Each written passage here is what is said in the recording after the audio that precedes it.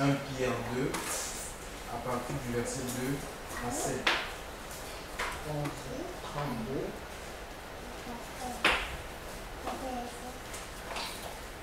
Pierre 2.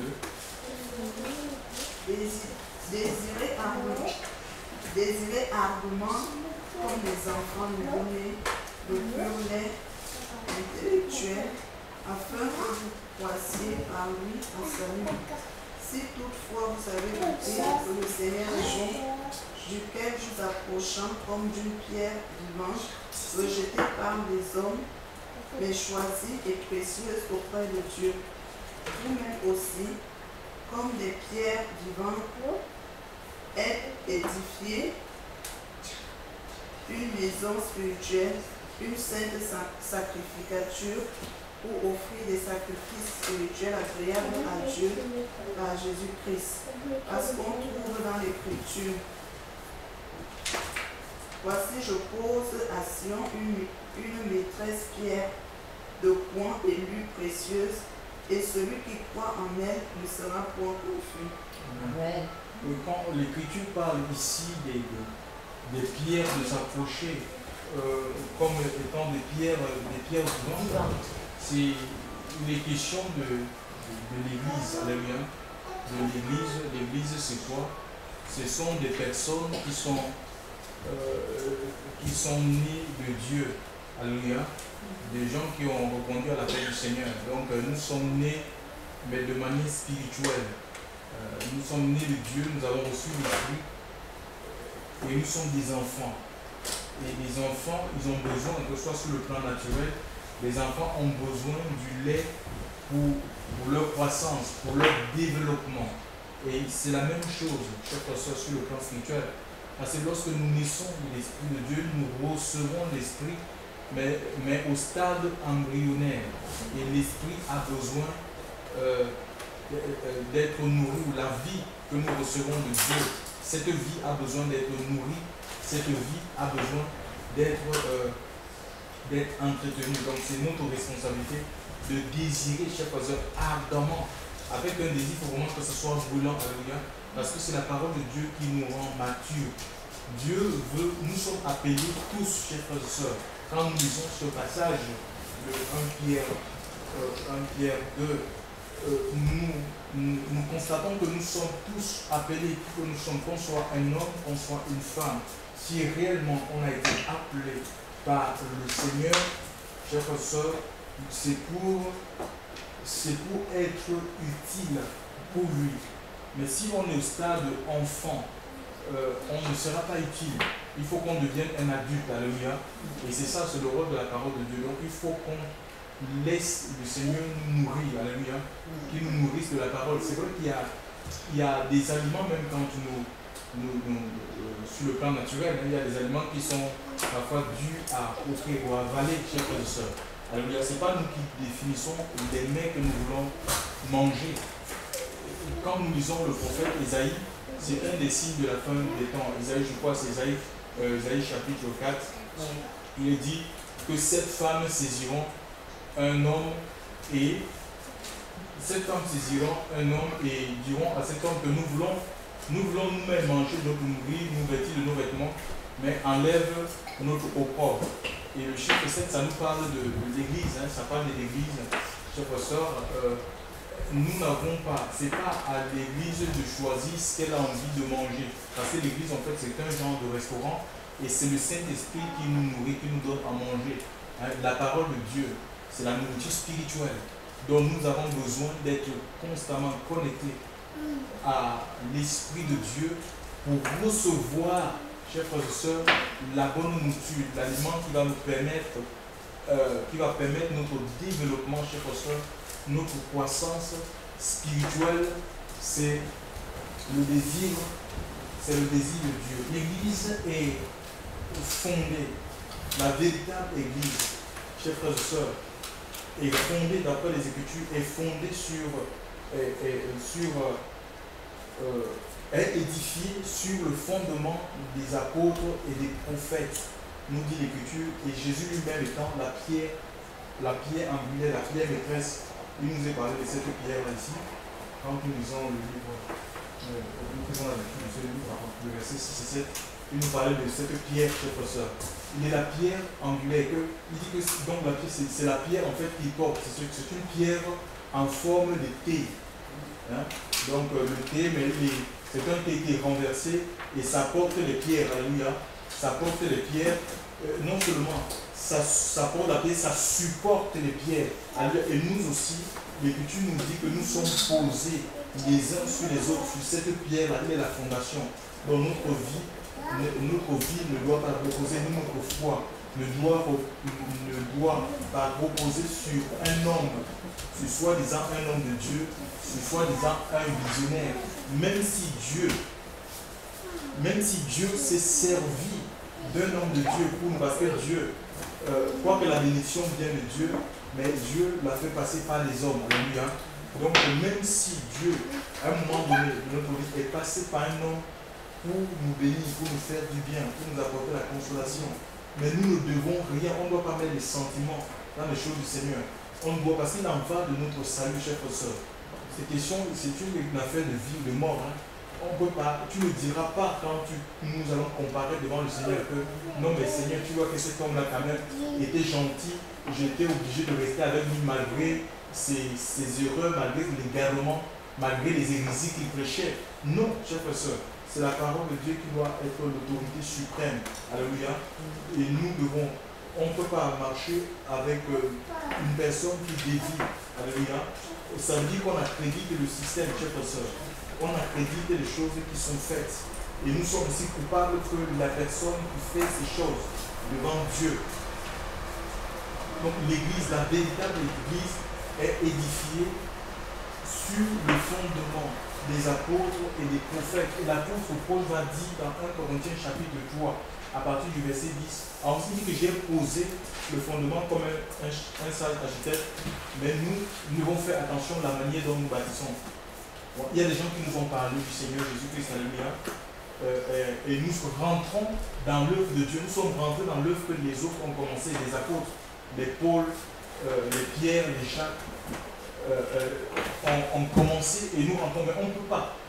C'était des pionniers et ils ont posé, ils ont mis des bornes, ils ont mis des limites, chers frères et sœurs. Il y a des limites à ne pas franchir. Et l'apôtre Paul, dans le livre de 1 Corinthiens chapitre 3, je viens de citer ce passage, 1 Corinthiens chapitre 3, verset 10 à 11 dit, j'ai posé le fondement comme un sage architecte, mais nous devons faire attention à la manière dont nous bâtissons quand on peut poser un autre fondement que celui qui a été posé, à savoir Jésus-Christ. Donc la vie de chaque enfant de Dieu, alléluia, doit reposer uniquement sur la personne de Christ. Il n'est pas question d'un ministère. Paul n'avait pas bâti, je ne sais pas, une organisation avec son nom ministère. Et en demandant aux gens, posez votre vie, reposez-vous sur mon ministère. Et quand nous lisons même les premiers chapitres de 1 Corinthiens, il va reprendre ces Corinthiens, ils étaient charnels. Et pourtant, ils avaient les dons de l'esprit. Et certains disaient qu'ils étaient de Paul, d'autres disaient qu'ils étaient de Céphas, d'autres disaient qu'ils étaient d'Apollos. Donc il y avait là comme une division. Et chacun avec, au lieu d'avoir pour référence Christ, Jésus et son œuvre expiatoire, c'était plutôt les hommes. Peut-être par rapport à l'éloquence. Certains préféraient Paul parce qu'il avait un grand discours. D'autres préféraient Pierre parce que vraiment Pierre faisait le miracle, il y a son ombre qui dit oh là là, quelle onction, quel homme de Dieu puissant. L'onction, l'ombre de Pierre guérissait les malades. Donc ils avaient la préférence, ils avaient des préférences comme ça. Et on le trouve aujourd'hui même dans les églises. Les gens sont attachés à des pasteurs, ils sont attachés à des hommes de Dieu. Et pourtant ce n'est que des instruments que Dieu a mis. Pourquoi? Pour l'édification, chers frères et sœurs. On peut dire pour l'édification, les apôtres, les prophètes, ils sont donnés par Dieu pour, quelqu'un peut dire, Éphésiens chapitre 4. Éphésiens chapitre 4. Éphésiens chapitre 4. Éphésiens chapitre 4, verset 11. Dieu a donné les uns comme Dieu a donné les uns comme apôtres, comme prophètes, les autres comme évangélistes, les autres comme pasteurs et docteurs, en vue de la perfection des saints. C'est ça le but. Hein? La perfection. Rendre quelque chose parfait. Quand on parle de la perfection, c'est rendre quelque chose parfait. Alléluia. Oui, voilà. Remplir la perfection des saints pour l'œuvre du service. Donc, les saints, c'est des mises à part. Alléluia. Donc, ils sont là pour équiper les saints. Ils sont là pour nous donner tous les outils, chers frères et sœurs, de la foi, tous les éléments de la foi. Les ministères ne sont pas établis par Dieu pour s'accaparer des âmes. Pour dire, toi, tu es mon âme. Comme le Seigneur peut-être s'est servi de moi pour t'amener à la foi. Hein, je ne m'approprie pas, on n'est pas là pour nous approprier des âmes. Dieu n'a appelé, aucun homme de Dieu n'a le droit sur une âme. Parce que l'église, ni sur l'église appartient à un homme. C'est l'église du Seigneur qui s'est acquise cette église par son propre sang. Dans le livre de Actes 20.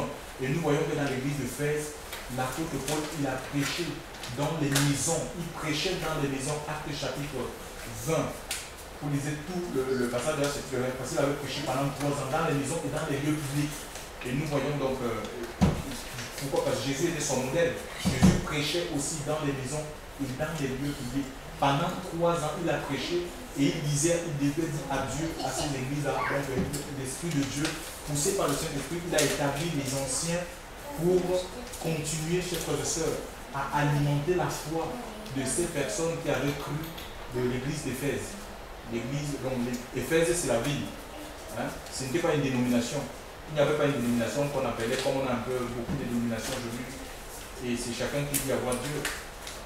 Non, c'était l'église qui était dans la ville d'Éphèse. Comme nous sommes à Castelnau, et nous sommes l'église de Castelnau, dans une maison. Alléluia. Nous nous retrouvons dans une maison. Et le Saint-Esprit avait établi les anciens et cet apôtre-là. Puisqu'un apôtre, c'était un envoyé. Alléluia, il devait aller ailleurs. Sinon, le Seigneur le voulait ailleurs. Et combien sont attachés, même des gens qui disent être appelés par le Seigneur, ils sont attachés à l'assemblée, ils ne veulent même pas partir. Ils sont attachés. J'entends dans un endroit, tu es son pasteur, ce n'est pas les apôtres, les prophètes, les évangélistes, c'est les gens qui tournent. Ils ne sont pas responsables des églises locales. Les responsables des églises locales, c'est les anciens que Dieu met en place pour fortifier, encourager, consoler, chers frères et sœurs, exhorter l'église. Eux, ils sont pour l'église universelle, donc ils sont appelés à circuler, à aller d'un lieu à un autre, conduit par le Saint-Esprit. Alléluia. Donc on ne peut pas s'approprier les âmes. L'apôtre Paul n'a pas dit, mais c'est pas possible, pendant 3 ans, j'ai beaucoup travaillé, j'ai investi sur ces âmes, ce sont mes âmes, je ne peux pas. Non, Dieu le voulait ailleurs, chers frères et sœurs. Et si nous pouvons passer à côté de ce que Dieu veut faire avec nous, parce que le fait de vouloir rester dans un endroit où Dieu ne nous veut plus, chers frères et sœurs, on peut passer à côté, on va empêcher, on va limiter l'action du Saint-Esprit dans notre propre vie. Donc ils sont établis, ces hommes sont établis pour l'édification des saints. L'Écriture nous parle de l'édification des saints. Éphésiens 4, il parle de l'édification du corps du Christ.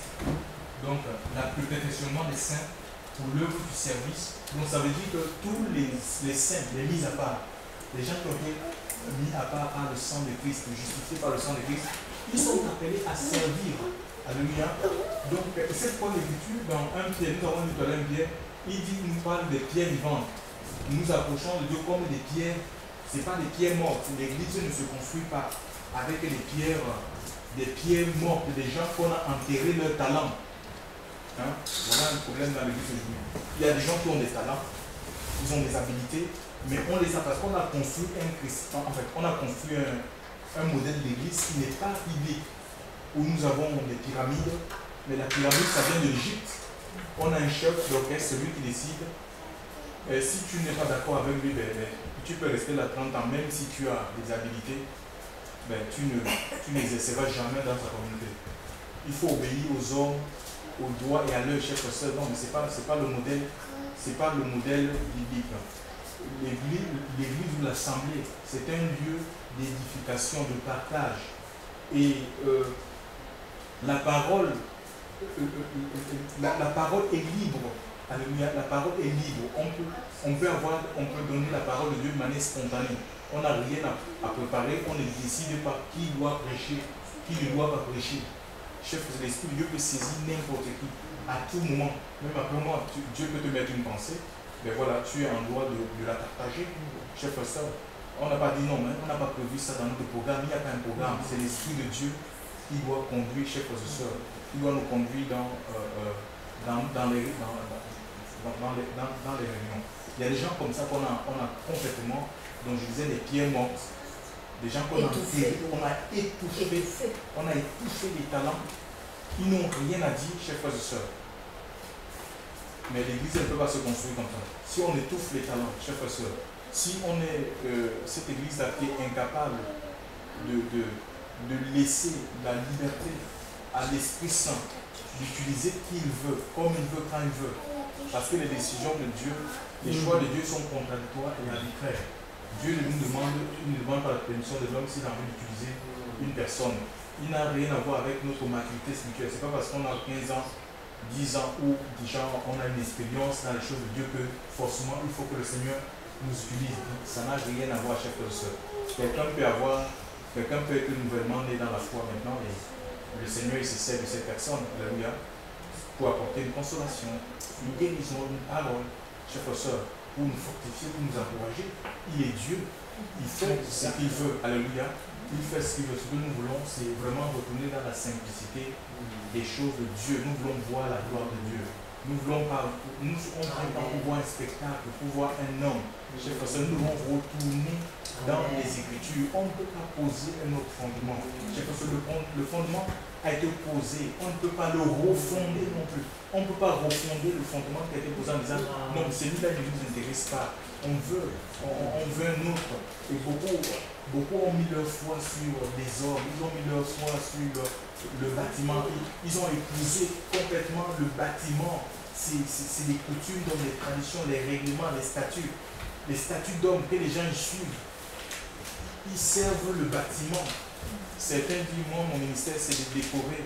On n'a pas vu ça, le ministère décoratrice. Il n'y a pas ça dans la Bible de chef François. Mon ministère, c'est de balayer l'église. C'est de nettoyer l'église. C'est le Saint-Esprit qui nettoie l'église. L'église, c'est le spirituel. Et Dieu nous nettoie intérieurement. Il nettoie nos vies. C'est pas ça. On peut se réunir partout, même en plein air, chers frères. C'est pas le problème. Le problème n'est pas la salle, même dans les maisons. D'abord, ça se passait dans les maisons. Alléluia. Nous pouvons lire tous les épîtres. Nous voyons que dans les églises, c'était dans les maisons. Ils se retrouvaient dans les maisons. Et les gens, ils se réunissaient sous la base de 1 Corinthiens chapitre 14, verset 26. Quelqu'un parmi vous a un cantique, un chant, une instruction, une révélation, que tout se fasse, bien entendu dans l'ordre, mais pour l'édification. Ce n'est pas pour être vu. Aujourd'hui, les gens ils vont pouvoir un homme, le one-man show, on va voir un acteur et tout le monde est assis comme les gens font des spectacles. On va voir le spectacle. C'est le spectacle, les gens vont voir. On va voir un homme faire son show. Quand il finit son show, il va demander alors comment c'était? C'était bien? Et tout le monde dit oui, c'était bien, c'était bien. C'était bien, on va voir le show chef à soi. Non, Dieu nous dit que Dieu a fait de nous des pierres vivantes. On soit un homme, on soit une femme, on a une part dans les choses de Dieu. Dans les choses de Dieu. Il parle de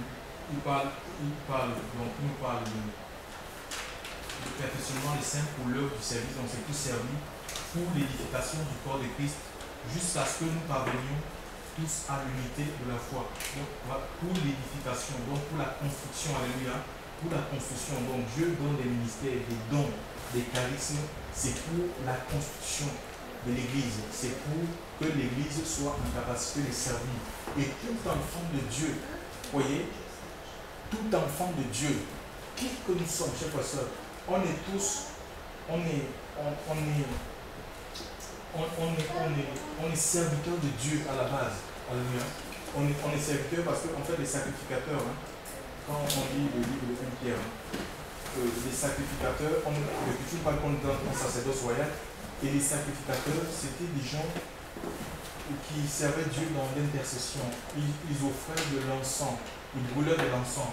Dans la partie intérieure, ça nous parle de. C'est la prière, c'est une vie de prière. Ça nous parle de la prière, ça nous parle de l'adoration. Quand on va l'encens dans la vie. Donc c'est ça, Dieu nous appelle tous.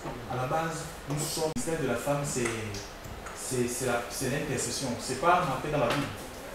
Ce n'est pas marqué, je ne sais pas où, montre-moi dans la Bible où il est marqué que le ministère de la femme, c'est seulement la prière, doit rester dans sa chambre à prier. Son mari peut aller dans l'émission seul et elle est restée dans la chambre pour prier. C'est pas, son ministère c'est la prière, c'est très faux, c'est archi faux. Il n'y a pas, c'est pas mentionné nulle part que le ministère de la femme c'est la prière. Et tout enfant de Dieu, tout sont les sacrificateurs. Donc tout enfant de Dieu à la base est intercesseur. L'intercession c'est le ministère que Dieu donne à tout enfant de Dieu. Nous devons nous tenir devant le Seigneur. Dieu appelle tout enfant de Dieu à cultiver une vie de prière, une vie d'adoration. Alléluia. Et la Bible nous dit dans 1 Thessaloniciens 5, verset 17, priez sans cesse. Ça veut dire que prier avec insistance, prier incessamment. Parce que nous, les hommes, nous sommes faibles. La chair est faible. Parfois, on peut prier, demander des choses à Dieu. Et ne voyant pas ces choses venir, on va relâcher. Mais nous n'avons pas à nous relâcher dans la prière face aux difficultés, même si nous ne voyons pas les exaucements. Si nous n'avons pas entendu la voix du Seigneur qui nous dit, comme l'apôtre Paul l'a entendu, que parce que 3 fois il avait prié pour qu'il avait une écharpe, chers frères et sœurs, et il avait prié pour que Dieu les livre de cette écharpe. 3 fois il avait prié, et la 3e fois il a entendu le Seigneur lui dit, ma grâce te suffit. Si nous, par rapport aux demandes que nous faisons à Dieu, chers frères et sœurs, nous n'avons pas entendu le Seigneur nous dire que mon fils, moi je veux que tu vives peut-être la situation que tu as, que tu vis là, c'est moi qui le permets. Tu as appelé à me servir comme ça. Il y a une possibilité d'être exaucé. Et nous n'avons pas vécu pour cela. Nous devons, chers frères et sœurs, continuer à prier, à chercher Dieu dans la prière. Alléluia. Donc tout enfant de Dieu est intercesseur et tout enfant de Dieu. Donc il n'y a pas seulement les femmes qui sont appelées à faire l'intercession. Hein? Et quand on lit le passage d'un Corinthiens 6, quelqu'un parmi vous a-t-il un cantique, un chant, une instruction, une révélation? C'est adressé à l'église. Et l'église, c'est quoi? L'église est composée des hommes, c'est des femmes. Ça veut dire qu'une femme peut instruire, elle a la capacité d'instruire. Si elle est traversée par l'Esprit de Dieu, il ne s'agit pas de se lever dans la chair. Tu vois? Si elle est traversée, si l'Esprit de Dieu lui met une pensée. Hein? Prophétiser, c'est quoi? Prophétiser, c'est parler de la part de Dieu. Et la prophétie, ça peut se traduire de différentes manières. Ça peut être traduit par l'exhortation, ça peut être l'enseignement, ça peut être, oui, la prédication, hein, le témoignage, les conseils. Nous allons voir tout ça. C'est ça, prophétiser. C'est transmettre la part de Dieu. Est-ce qu'il y a des hommes et des femmes qui ont, à un moment donné de leur vie, des femmes même qui ont, à un moment donné, reçu la pensée du Seigneur et l'ont transmise dans la Bible, que ce soit dans le Nouveau ou l'Ancien Testament? Nous allons le voir. Nous allons voir. Donc, on ne peut pas inventer une église qui n'est pas église. On ne peut pas écrire. On ne peut pas écrire, je ne sais pas, ajouter à 66 livres, parce que la Bible, c'est un recueil de 66 livres. On ne peut pas ajouter un autre livre, 77, hein, pour faire 77. C'est 66 ou un autre livre, ça va faire un autre 6. Hein, 67 ou ajouter un autre livre à 66, un autre 6. C'est comme si on ajoute un 67 livres, c'est comme si on ajoutait à 66 un autre 6. Donc c'est le chiffre de la bête, c'est la déroute, tu vois, c'est l'égarement. Si nous sortons des limites de la parole de Dieu, nous allons nous perdre, nous allons nous égarer. Et si on s'égare, en fait, on se perd. Alléluia. Donc on va se perdre. Il faut rester dans les limites de la parole de Dieu. En même temps, tout enfant de Dieu est intercesseur, tout enfant de Dieu aussi a reçu le ministère de la réconciliation. C'est ça, on est des pierres vivantes. On est des pierres vivantes. On doit manifester la vie. Quand quelqu'un vient au monde, même un bébé, la première des choses c'est quoi? La personne va crier, la vie va se manifester par le cri. Le bébé va crier ou va pleurer. Tu vois, c'est la vie qui se manifeste. Et Dieu nous appelle, on doit manifester la vie au sein de l'assemblée. Alléluia. On doit partager ce que nous avons reçu de Dieu. Alléluia. On est appelé à partager notre témoignage. C'est ça le ministère de Corinthiens chapitre 5, verset 19 pour ceux qui prennent. L'Écriture nous dit que Dieu nous a donné le ministère de la réconciliation. 2 Corinthiens 5, verset 17 dit ceci. Dieu était en Christ, ceux qui sont en Christ deviennent des nouvelles créations. Les choses anciennes sont passées et toutes choses sont faites nouvelles, mais que cela vient de Dieu. Cela vient de Dieu qui nous a réconciliés avec lui par Christ. Alléluia, car Dieu était en Christ réconciliant le monde avec lui-même en n'imputant point aux hommes leurs péchés et il nous a donné le ministère de la réconciliation. Il a donné à qui? À tous ceux qui sont devenus des nouvelles créations. C'est-à-dire ceux qui sont nés de Dieu. C'est-à-dire ceux qui sont nés de Dieu, ce sont des hommes et des femmes qui sont nés de Dieu et Dieu les confie ce ministère de témoignage. J'ai entendu certains prédicateurs dire que non, la femme n'a pas le droit de parler. Elle doit se taire, elle doit rester dans son placard. Et que même à la rue, si elle va à la rue, elle ne doit rien dire, elle doit rester dans sa prière, dans le silence, et elle doit prier pour les frères qui parlent du Seigneur. Est-ce que les frères qui doivent parler du Seigneur? Je vais poser une question, chers frères et sœurs. Si on interdit, si nous on dit aux femmes de ne pas parler, l'église est une armée et l'église est en guerre, mais elle n'est pas en guerre contre les institutions. L'église n'est pas en guerre contre les hommes, elle est en guerre contre Satan et les démons, chers frères et sœurs. Le monde, nous dit l'Écriture, le monde gît sous la puissance de Satan. Le monde gît sous la puissance de Satan et ses démons. Et Satan, tous les jours, au moment où je suis en train de vous parler, le diable recrute. Il a besoin des serviteurs, des gens qui lui servent, qui lui sont consacrés pour continuer l'œuvre de destruction. C'est pourquoi il y a des sectes comme la franc-maçonnerie, la rose noire, la Nouse. Il utilise des gens dans la voyance, les marabouts et autres, chers frères et sœurs, pour gagner des âmes, pour entraîner le maximum d'âmes en enfer. Et c'est la même chose avec Dieu. Et Dieu ne va pas croiser les bras, ou le Seigneur ne va pas croiser les bras. Il va attirer aussi des hommes, c'est des femmes, chers frères et sœurs, pour non seulement déjà les avoir avec lui. Il a eu pendant 3 ans, il a formé des disciples pendant 3 ans. Et nous voyons l'apôtre Paul à Actes 20, pendant 3 ans, il a formé des disciples à Éphèse. Et 3 ans est largement suffisant. 3 ans d'assiduité dans la parole, chers frères et sœurs, dans une vie vraiment de consécration, d'engagement vis-à-vis de Dieu, d'obéissance, chers frères et sœurs, d'études bibliques sont largement suffisants pour qu'on soit lâché, pour que le Seigneur nous lâche. Dieu nous lâche pour aller combattre. On ne peut pas emprisonner les gens toute leur vie. Il y a des gens qui ont 20 ans, ils ne sont jamais sortis de leur bâtiment, où ils sont assis sur la même place. Chers frères et sœurs, ce n'est pas la vision que Dieu a pour son Église. Le Seigneur nous forme, nous a avec lui. À un moment donné, il doit nous lâcher. Alléluia. Il nous lâche pour qu'on aille combattre les fausses doctrines, qu'on aille combattre l'hérésie, chers frères et sœurs. Que Dieu nous lâche dans la nature pour qu'on aille, chers frères et sœurs, dans le camp de l'ennemi, pour arracher les âmes, chers frères et sœurs, qui sont tenues par Satan dans toutes sortes de vices, de passions, des religions, chers frères et sœurs, des coutumes, des traditions d'hommes qui, au lieu d'approcher les hommes de Dieu, plutôt les égarent et les éloignent du Seigneur. Imaginez un peu, je vais vous prendre des exemples dans la Bible, des personnes que Dieu a utilisées, des femmes que Dieu a utilisées.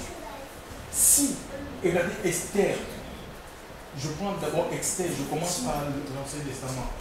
Esther, à un moment donné, l'Écriture dit qu'elle a apparu, c'était au temps du roi Assuérus. C'est Assuérus, oui. Il y avait un certain Aman. Il y avait un certain Aman, chers frères et sœurs, qui n'aimait pas le peuple juif. Et cet homme avait décidé, pourquoi? Parce qu'il y avait Mardochée qui ne se courbait jamais devant cet homme. Il voulait l'adoration pour lui. Il voulait que tout le monde le craignait. Il voulait l'adoration, mais Mardochée connaissait la loi de Dieu. Il connaissait les commandements de Moïse. Il savait qu'on n'avait pas le droit de se courber devant un homme, chers frères et sœurs. Que seul Dieu devait être révéré. Que seul Dieu devait être adoré, chers frères et sœurs. On n'avait pas le droit de se courber devant un homme. Cet homme-là, il voulait, par rapport à la position qu'il avait, parce que c'était quand même une deuxième personnalité dans le royaume du roi Assuérus, chers frères et sœurs. Et ça l'a mis en colère. Donc ça veut dire que même tant qu'il vivait cela comme une humiliation, tant que ce juif-là ne se possédait pas même sa position, ça ne lui... il n'était pas satisfait. Tu vois? Et qu'est-ce qu'il va faire? Il va manipuler le roi. Il va manipuler le roi au point de lui dire que voilà, il y a une nation, il y a un peuple dans ton royaume qui n'observent pas tes coutumes et traditions, ils ont leur propre loi à eux, il faut les détruire. Alléluia. Et il aura l'aval du roi pour détruire le peuple juif. Alors qu'est-ce qui va se passer? Esther sera informée et elle va décréter. Esther va décréter un jeûne. Alléluia. Elle va décréter un jeûne. Elle va demander, et tous les hommes, les gens ont suivi ce jeûne-là. Esther, c'était une vive, elle craignait Dieu. Elle va décréter un jeûne, chers frères et sœurs, et elle va violer, la loi. Parce qu'elle voulait aller rencontrer le roi, mais tu ne pouvais pas rencontrer le roi sans avoir la permission, sous peine de mort. Donc, aller dans la partie, la deuxième partie du palais pour rencontrer le roi sans avoir la permission du roi, sous peine de mort, parce que c'était une loi. Donc, elle a décrété un jeûne, et tous les juifs, que ce soit des hommes, des femmes, ils ont suivi cette femme. Alléluia. Parce que c'était conduit par Dieu. C'était conduit par Dieu, chers frères et sœurs. Et elle, quand elle est allée chez le roi, elle a plaidé, et Dieu a changé le cœur de ce roi, chers frères et sœurs, en leur faveur. Et au lieu que les Juifs meurent, c'est plutôt celui qui avait conspiré, ce Haman-là, qui avait conspiré contre le peuple juif, qui voulait la destruction du peuple juif, qui a été lui-même pendu au poteau, chers frères et sœurs. Vous voyez comment Dieu a changé les choses? Et si les Juifs de l'époque disaient non, mais c'est pas possible, c'est pas une femme de nous demander quand même de jeûner. Comment une femme peut nous demander de jeûner en plus 3 jours sans boire ni manger avec des instructions claires? Vous voyez, c'est une femme. Je vais dire aux femmes là que vous avez une place. C'est parce que Dieu l'avait choisi. Voilà, Dieu avait choisi. Dieu l'avait choisi. Et une femme, vous avez une place dans les choses de Dieu. Et même l'Écriture dit que la femme sera sauvée en devenant mère. Donc, en fait, la femme, elles sont là pour instruire. Quand on parle de mère, c'est l'éducation. Les femmes peuvent éduquer, c'est l'instruction. Quand on parle d'éducation, ça veut dire qu'une femme peut éduquer. Elle peut donner des conseils aux gens. Nous avons encore une autre femme, toujours dans l'Ancien Testament, chers frères et sœurs, avant de venir au Nouveau. Alléluia. Déborah. L'écriture de Déborah, chers frères et sœurs, dans le livre de Juges, c'était dans Juges 4, c'était aussi une période difficile. Pendant 20 ans, Israël était opprimé, chers frères et sœurs. Ils étaient brisés, ils étaient foulés aux pieds par le roi Jamin. Chers frères et sœurs, un roi cananéen, un païen. Il avait 900 chars. Il détruisait les récoltes de ce peuple. Ou même quand il y avait la récolte, il le prenait avec la force. Donc c'était un peuple, le peuple était résigné. Les chefs étaient sans vision. Les routes, nous dit à cette époque, étaient complètement abandonnées. Les gens avaient peur. Les routes étaient abandonnées. Pourquoi? Parce que les gens avaient peur qu'en imprimant les routes, qu'ils soient dépouillés ou tués. Donc c'était dans ce contexte-là que Déborah, l'Écriture nous dit qu'elle s'est levée. Elle a reçu, parce que c'était une femme que Dieu, c'était une prophétesse. Oui.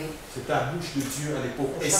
Elle siégeait, oui. Chapitre 4, verset 4, elle dit une prophétesse, la femme de Lapidot, qui menait Israël à ce moment-là. Oui, vas-y, lis, continue. Et c'est elle qui avait, donc elle avait sa cour,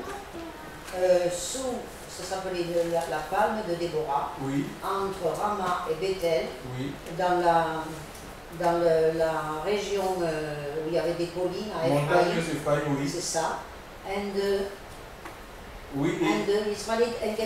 Et les Israélites venaient à elle pour, quand ils se disputaient entre eux, ils venaient à elle. C'était elle qui allait juger donc. Elle chiselle, etc. Donc elle a... Voilà, après, je vais continuer ma soeur. Voilà. Elle fit appeler Barak, fils d'Abinah, originaire de Kédesh, Nephtali, et elle lui dit, l'Éternel, le Dieu d'Israël, t'a donné l'ordre suivant. Vas-y, prends la direction du mont Tabor et en amenant 10 000 hommes des tribus de Nephtali et de Zabulon, j'attirerai vers toi au torrent de Kizon, Sisera, le chef de l'armée de Jamin, avec ses chars et ses troupes, et je les livrerai entre tes mains. Barak dit à Déborah, si tu viens avec moi, je partirai, mais si tu ne viens pas avec moi, je ne partirai pas. Et il répondit, j'irai donc avec toi. Vous voyez, c'est une femme.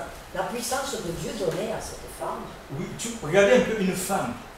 Une femme. Donc Dieu a délivré un message par la bouche d'une femme, Barak qui était complètement résigné, qui était vaincu, qui ne pouvait. Dieu va réveiller l'esprit de cet homme, chers frères et sœurs, va l'encourager, va l'inciter, chers frères et sœurs, à ne pas baisser les bras, à aller dans le combat, chers frères et sœurs, sous l'influence du Saint-Esprit, parce que les paroles que Déborah a reçues, c'était les paroles de l'Esprit.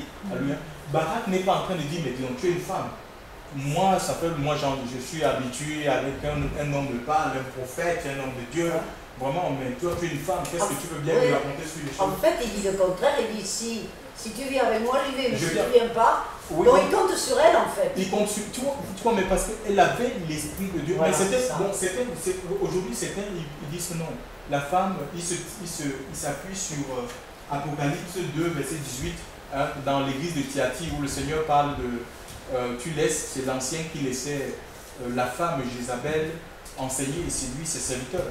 Le problème, ce n'est pas que la femme donne un enseignement, il faut connaître la source de l'enseignement ou la vie de la personne. Jézabel, on connaît que Jézabel dans l'église, chers frères. On ne peut pas permettre que quelqu'un qui est animé par cet esprit, l'esprit de domination, chers frères et sœurs, de séduction, vienne donner des enseignements qu'elle-même ne vit pas, alléluia, ou qui pousse les gens dans la débauche, dans une vie de péché, chers frères et sœurs, de rébellion contre le Seigneur. Le problème, c'est la source, alléluia, c'est la source. Donc maintenant, Barak a écouté cette femme et l'Écriture nous dit à cause de cela, ils ont eu la victoire. Et quand nous lisons le livre de Hébreux chapitre 11, des héros de la foi, Barak est cité comme étant un héros de la foi. Alléluia. Et pourtant, ce n'est pas lui qui avait reçu la parole, chers frères. Il a obéi à la parole que Dieu a donnée par la bouche d'une femme. Il a écouté quand même. Il a écouté cette parole. Donc on ne peut pas dire que les femmes n'ont rien à dire, mais qui te l'a dit? Ce sont des pierres vivantes. Elles ont reçu l'Esprit de Dieu. Et l'Esprit de Dieu, c'est un esprit de conseil, c'est un esprit de sagesse, c'est un esprit de révélation. Donc Dieu peut donner une instruction, une révélation à travers une femme. Nous avons encore la femme samaritaine, alléluia, dans le Nouveau Testament. La Samarie, c'était un endroit ténébreux. Ils ne connaissaient pas Dieu, chers frères et sœurs. C'était un peuple mélangé. C'était les Juifs mélangés, Arabes, Juifs. Un peu comme on a un blanc et un noir qui donne un métis. Donc c'était des gens mélangés. C'était les païens. Ils ne connaissaient pas Dieu. Et le Seigneur va faire sa rencontre avec cette femme samaritaine qui elle-même avait des problèmes. Elle avait 5 maris, le 6e. Donc elle avait des chèques. Elle avait connu des chèques sur le plan sentimental. Elle n'avait pas reçu sa vie sentimentale. Elle avait eu 5 échecs. Et le 6e même, ce n'était pas son mari. En plus de cela, c'est elle qui allait chercher de l'eau. Vous voyez, quand ça dit que l'homme était couché avec un vase. Le vase, là, ça veut dire quelque chose qui pesait. Peut-être pour ne pas perdre cet homme-là, elle était obligée d'entretenir le monsieur. C'est elle qui entretenait le monsieur pour ne pas le perdre. Jésus, dans sa misère, il va lui dévoiler sa vie. Alléluia, il va dévoiler la vie de cette dame. Il dit, mais comment connaît-il lui? Sûrement tu es prophète. Parce que le Seigneur lui avait dévoilé sa vie. Et le Seigneur va lui demander d'aller chercher son mari. Et dira, non, ce n'était pas mon mari. Il dit, en cela tu as dit vrai. Donc, et cette dame, elle est retournée en Samarie. Elle a annoncé. Elle a annoncé Jésus. Et qu'est-ce qui se passait, chers frères et sœurs? À cause de sa prédication, toute la Samarie, chers frères et sœurs, est venue vers Christ et ils ont cru dans la bonne nouvelle. Imaginez que si cette femme n'annonçait pas la parole de Dieu, la Samarie serait restée dans les ténèbres, chers frères et sœurs. La Samarie serait restée dans l'idolâtrie, dans la magie, dans la sorcellerie, peut-être dans toutes sortes de perversions sexuelles. Elle a annoncé, chers frères et sœurs, et à cause de cela, la lumière est rentrée en Samarie par les biais d'une femme. Et le Seigneur va dire même dans 1 Corinthiens, dans Romains chapitre 10, verset 14, comment croiront-ils en celui dont ils n'ont pas entendu parler? C'est le rôle de l'Église, qu'on soit homme, qu'on soit femme, de parler de Jésus. C'est ça le témoignage. On a reçu le Saint-Esprit, on a reçu l'onction de Dieu, où on a reçu témoin par la proclamation, chers frères et sœurs, de l'évangile autour de nous, chers frères et sœurs. C'est ce qui permet aux âmes, c'est le moyen que le ciel a voté, a adopté pour que les âmes viennent à Christ, l'annonce de l'évangile. Dieu peut toucher les gens il peut parler par des visions, des songes. Il parle surtout par la parole. Alléluia. La parole prêchée. Donc nous n'avons pas le droit de retenir notre témoignage. Il n'est pas question de réciter. Je ne vois pas cette dame, la Samaritaine. Elle n'est pas allée réciter la Genèse à l'Apocalypse aux gens de Samarie. Elle les a dit des choses qu'elle a entendues de Christ, qu'elle a expérimenté, qu'elle a vu. C'est ça. L'apôtre Jean, dans son épître de Jean, chapitre 1, dit les choses que nous vous annonçons, c'est les choses que nous avons vues, nous avons touché, nous avons contemplé. Chers frères et sœurs, c'est l'expérience. Ton expérience avec le Seigneur est suffisante pour toucher une âme, pour amener une âme au Seigneur. Alléluia. C'est par une femme, alléluia, la Samaritaine. Sans parler de la résurrection, chère sœur Marie de Magdala qui a annoncé la résurrection aux apôtres. Alléluia. Nous voyons bien que Dieu, le Seigneur, peut se servir d'un homme, tout comme il peut se servir d'une femme.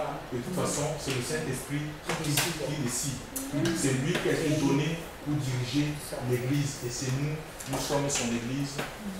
Ça veut dire que nous formons cette Église, des hommes et des femmes, de tout langue, de toute tribu, de tout royaume, de tout continent. Alléluia. Donc on ne peut pas mettre des barrières, chers frères, à l'œuvre de Dieu, à l'action du Saint-Esprit, chers frères. Là où on pratique la misogynie, chers frères et sœurs, là où on pratique le sexisme, la xénophobie, le racisme, chers frères et sœurs, les discriminations, le tribalisme, chers frères et sœurs. Vous voyez, les églises se communautarisent aujourd'hui. Tu entends l'église des Congolais, l'église des Français, l'église des Gitans. Ce n'est pas la vision de Dieu, chers frères et sœurs, c'est tout sauf l'église du Seigneur. On ne peut pas, cette église-là, c'est impuissante. Elle ne pourra pas relever les défis. Elle va se priver même du potentiel que Dieu a mis en son sang. C'est lui qui choisit qui met ensemble. Voilà, donc l'église, elle doit suivre la direction du vent. On suit la direction du vent, le vent, le Saint-Esprit. On doit laisser l'Esprit de Dieu nous conduire, faire ce qu'il a envie, chers frères et sœurs. Alors nous allons vivre des miracles, chers frères et sœurs. Nous allons vivre des choses prodigieuses, alléluia. Il y aura des restaurations des cœurs et des vies, alléluia, parce que Dieu n'a pas changé, alléluia. Dieu n'a pas changé, chers frères et sœurs. Il faut qu'on revienne tout simplement dans la simplicité des choses de Dieu. On ne peut pas inventer un autre modèle d'église, chers frères et sœurs. C'est l'église, nous devons être l'église des actes et des apôtres. Alléluia. L'Écriture dit qu'il y avait la crainte de Dieu. Et elle était assistée par le Saint-Esprit. Et à cause de cela, Dieu ajoutait, chers frères et sœurs, ceux qui étaient sauvés. Ce n'est pas des gens qui font ce qu'on appelle comment ça s'appelle? Aujourd'hui, on cherche les âmes. Imagine quand un pasteur, donc il est camerounais, il va au marché, il se met à chercher, à se renseigner. Tu es camerounais? Oh, oui, viens, ou on a une église des Africains. On organise des fois comme ça pour faire du recrutement. Ce n'était pas le recrutement, chers frères et sœurs. Non, certains vont, ils se baladent, ils vont d'église en église. Quand tu peux chercher les gens de leur communauté, quand on découvre que vous êtes congolais, oui, moi aussi je suis congolais. On a notre frère congolais qui est pasteur là-bas, viens avec nous. Ça c'est du recrutement, ce n'est pas la conduite de l'esprit. Alléluia. Nous devons aller là où l'esprit de Dieu nous envoie. Alléluia. On va pas là où ça nous convient. Maintenant, je reviens aussi sur quelque chose. La Bible parle de conserver l'unité. Le but c'est quand même l'unité de la foi. L'unité, alléluia, c'est pas facile parce que nous avons souvent des points de vue différents, mais ce qui doit nous unir, c'est la parole de Dieu et l'esprit, alléluia. Il faut qu'on soit centré sur la parole du Seigneur, c'est ça. Et l'Écriture nous demande de conserver. Conserver l'unité, faites tous les efforts. Oui, pour conserver l'unité. Appliquez-vous à conserver l'unité. Oui, dans Éphésiens 4, oui. Éphésiens 4, 4, oui. Oui. C'est dans l'Éphésiens. Éphésiens 4, oui. Éphésiens 4, 4, il dit vous appliquant, verset 4, vous appliquant à garder l'unité de l'esprit par le lien de la paix, vous appliquant. Donc il y a un effort de notre part. Ce n'est pas facile, nous avons des caractères différents, Mais tu ne vas pas te mettre à côté parce que l'autre est comme ça, ou peut-être Dieu l'utilise dans tel domaine. Mais il faut, si notre cœur réagit mal, chef frère, il y a comme la haine de la réaction envers notre frère, notre soeur, ce n'est pas normal. Si nous sommes nés de Dieu, nous devons aimer aussi ceux qui sont nés de lui. Alléluia. Parce que nous avons reçu l'amour du Père. Et si peut-être cet amour n'est pas suffisant, mais nous demandons au Seigneur, mais que l'amour de Dieu est répandu dans notre cœur par le Saint-Esprit. Dans le livre de Romains chapitre 5, demandons au Seigneur de mettre l'amour pour des personnes au milieu de nous, chers frères. C'est Dieu qui peut le passer, ce n'est pas évident d'aimer les gens, d'accepter les gens, dès qu'ils sont. Il faut laisser, il faut demander au Seigneur, Seigneur, mets-moi l'amour pour telle personne, parce que c'est le but. Sinon, on va rester là, ça sera de l'hypocrisie. On s'est dit bonjour et pourtant, dans le cœur, je crois qu'il y a ça, et aussi le fait qu'en mettant des gens qui naturellement ne se seraient peut-être pas mis ensemble, c'est comme quand pour polir, pour enlever, pour travailler par exemple le diamant. Voilà, c'est comme ça. Si je vous montre un diamant qui n'est pas coupé, moi j'ai un collier en diamant brut, et bien il ne brille pas. Parce que le diamant, je vous montrerai un jour, je le porterai pour vous montrer. Et je vous montrerai un diamant qui est coupé. Le diamant, il est coupé 100 fois. Et c'est une fois qu'il est coupé qu'il brille et qui reflète la lumière. Voilà, oui, le Seigneur, il aura des frottements. En fait, donc, avec des gens qui sont différents, ça va nous changer plus que si on est avec des gens qui sont comme nous, qui ont la même culture, qui ont la même couleur, qui ont le même milieu social. Ça va être beaucoup plus facile. Mais il met des gens qui décident de lui. Et ça va révéler nos propres défauts, ça va révéler nos propres insécurités, ça va révéler où on a besoin de changer. Et le Seigneur va nous permettre, c'est un défi. Et moi je sais très bien, je l'ai dit à Françoise, je l'ai dit au début, quand j'ai rencontré Françoise, j'ai dit ça ne va pas toujours être facile, mais l'important c'est d'être où Dieu veut qu'on soit. Tu me l'as aussi dit, hein, donc voilà. Et je savais dès le début que ça ne serait pas facile. Parce qu'on est très différents. Mais ça prouve, Dieu se sert de ça pour nous montrer comment on doit changer. Et aussi l'amour que Dieu met en nous pour les uns, pour les autres. Oui, c'est ça le problème, c'est ça un problème d'immaturité au milieu des assemblées aujourd'hui. Quand on n'est peut-être pas compris, et puis on est obligé, oh non, mais les gens, s'ils ne comprennent pas, ben, je vais changer d'assemblée, je vais chercher. Et puis on ne va tourner en rond comme ça. Alléluia. Dieu voudrait qu'on devienne des hommes faits, alléluia. Même quand on n'est pas compris, comprenons que Dieu nous comprend. Mais quand on n'est pas accepté, comprenons que Dieu nous accepte. Quand on se sent isolé, mais comprenons que nous ne sommes pas seuls, il est avec nous. Et c'est lui qui permet, chers frères et sœurs, parce que le but, c'est que Dieu voudrait que nous soyons entièrement à lui, tout simplement. Que nous soyons à lui. C'est pourquoi il permettra certaines choses, alléluia. Par contre, quelquefois, il permet qu'on change. Vous dites, bon, il y a des gens qui changent parce qu'ils disent, je ne suis pas compris là, je vais ailleurs. Mais par contre, quelquefois, il permet qu'on change parce qu'on n'est pas au bon endroit. Alors des fois, on est au bon endroit pour un certain temps, et après, il nous bouge. De la même façon que vous dites, il bouge aussi si vous êtes un ministère, il va vous envoyer ailleurs. Et il ne faut pas dire non, nous on est ici. Si vous décidez de vous envoyer ailleurs, vous suivez le Saint-Esprit. Et de la même façon, il faut suivre. Moi, j'étais très bien là où j'étais pendant 4 ans. Et au bout de 4 ans, j'ai senti que ça n'allait plus. C'était le moment de changer. Voilà. Et c'est Dieu qui a organisé que je rencontre Françoise. C'est pas moi qui ai dit je vais changer, je vous connaissais pas. Dieu m'a mis en contact sans rien faire avec Françoise. Et quand on suit le Seigneur, il va nous placer des gens. Il va créer des contacts. Il crée des connexions. C'est important, c'est que chaque enfant de Dieu doit cultiver sa relation pour savoir où Dieu le va. Pour entendre la voix de Dieu. De Dieu. Parce que si tu peux être là maintenant et comme nous on a fini de faire des critères et puis les églises aujourd'hui, les assemblées fonctionnent comme dans le monde, c'est les âmes vivent les âmes et ils sont prêts à tout pour retenir les gens. Dieu peut te vouloir pour un temps, il te dit tu vas rester là et il doit te communiquer certaines choses et il peut maintenant que d'autres puissent profiter de ce que tu as reçu au milieu. Il doit t'amener ailleurs et les gens vont te donner, ils vont se mettre comme on veut garder à tout prix les gens. Il faut que nous soyons la plus grande église, celle qui a plus d'âme. Non, on va se mettre à te tromper, à te donner des prophéties, des mensonges pour te retenir. C'est pourquoi c'est primordial la relation, l'intimité avec le Seigneur, chers frères et sœurs. Chacun doit la cultiver. Que le Seigneur nous bénisse, vraiment qu'il nous fortifie qui nous encourage et laissons-nous conduire par son esprit. Alléluia. C'est la meilleure des conduites. Ce n'est pas les hommes qui doivent nous conduire. Merci Seigneur. Merci.